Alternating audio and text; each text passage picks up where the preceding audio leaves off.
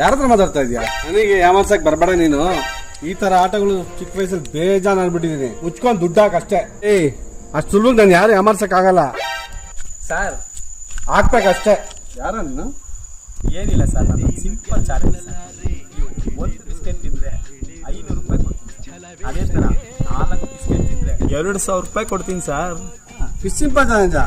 ಕೊಡಮ್ಮ ಇಲ್ಲಿ.